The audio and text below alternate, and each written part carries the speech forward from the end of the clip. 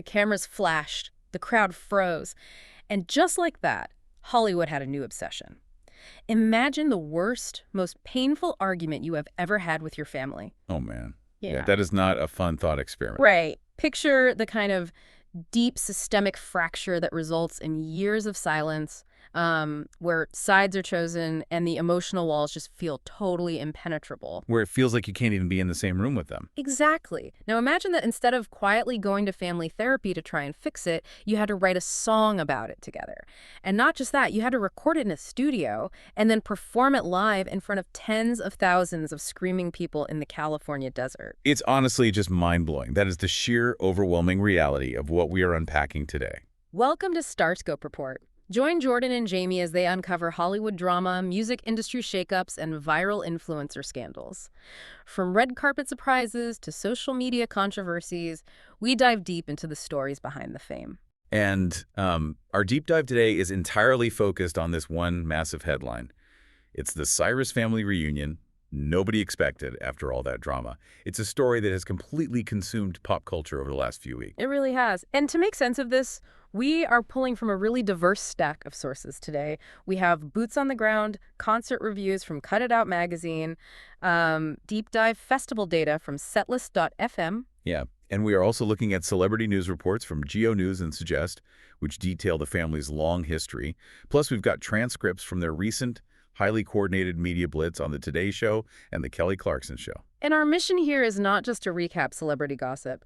We want to understand the profound emotional weight behind this reunion. Like, how does a deeply fractured Hollywood family use their craft music to publicly and privately heal? Right, because for you listening right now, think about how exhausting it is to navigate your own family drama. The silent treatments, the awkward holiday dinners, the, tentative reconciliations. Oh, absolutely. Now amplify that pressure by 1,000,000 and broadcast every single dispute to the entire world.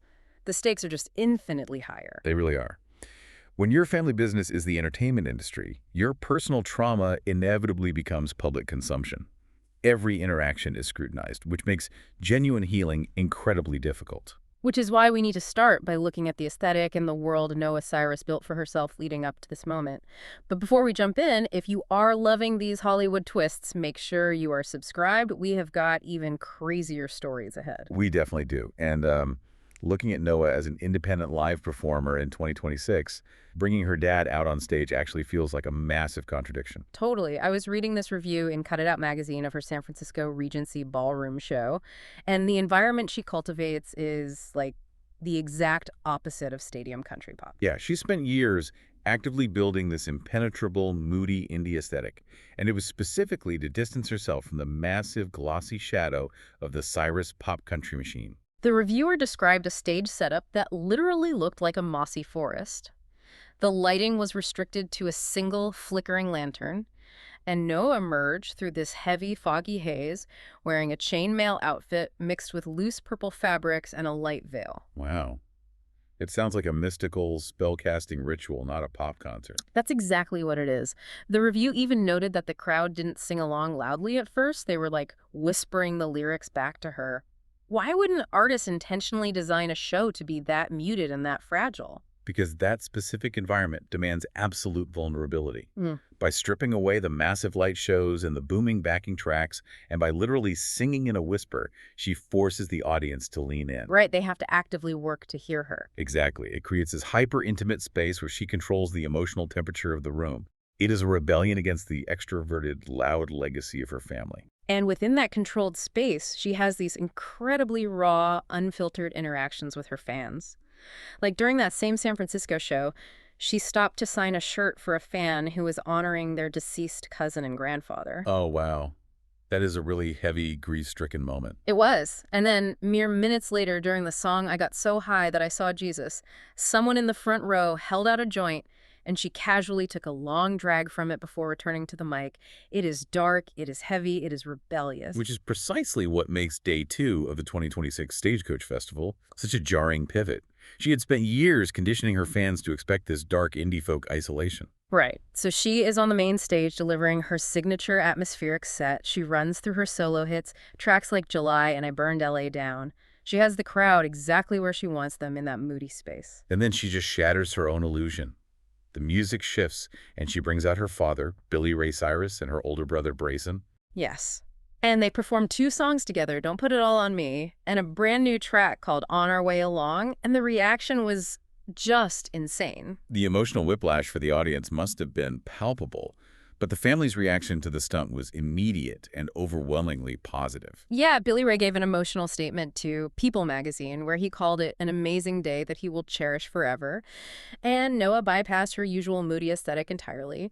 She posted on Instagram in all caps, I love my family. This is a dream come true. That is quite the shift from the mossy forest vibe. Okay, let's unpack this, because musically it is like watching 2 completely different cinematic universes collide. Noah's atmospheric indie folk world and Billy Ray's classic stadium country world. How do these 2 starkly different artistic styles actually complement each other on a single stage? What's fascinating here is the spatial and dynamic contrast. Noah's raw, whispered emotionality relies heavily on the microphone's proximity effect. She sings incredibly close to the mic, using breath and vocal fry to convey intimacy. Right, so it is a very internal, quiet sound. Exactly. But Billy Ray sings from the chest. He projects outward, aiming for the back row of an arena. When you layer them, they don't blend into one smooth pop sound. Oh, they stay distinct. Yes. Billy Ray's classic country belting provides a sturdy foundation, and Noah's vulnerability floats over the top of it. They are balancing the sonic flavor without compromising who they are. That makes a lot of sense. But to really understand the gravity of the Stagecoach moment, we have to look at the tension that preceded it. This isn't just a random festival cameo. No, it is a deliberate statement. Geo News outlines the context leading up to this, and it follows years of severe estrangement in the blended Cyrus family. Right, and the family includes siblings, Miley, Brandy, Trace, and Christopher. But this specific reconciliation is centered around Billy Ray, Noah, and Braison. And the primary catalyst for that fracture was the high-profile divorce between Billy Ray and Tish Cyrus. The family essentially split into factions.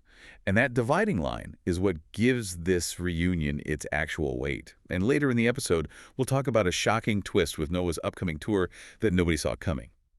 But first, we have to look at the musical vehicle they used to communicate this reunion. Yes.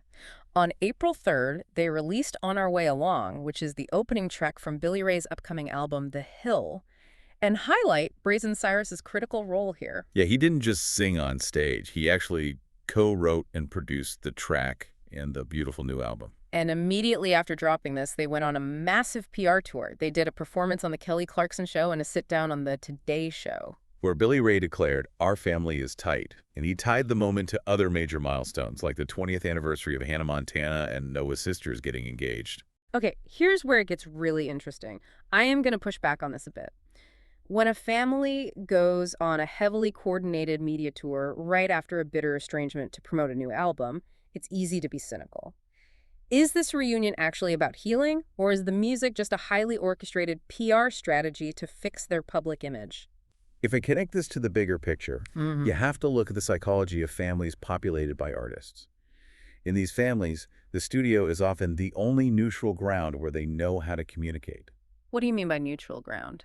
Well, when communication breaks down over personal trauma, sitting across a kitchen table and talking it out often fails. It's too direct. But in a studio, the music absorbs the friction.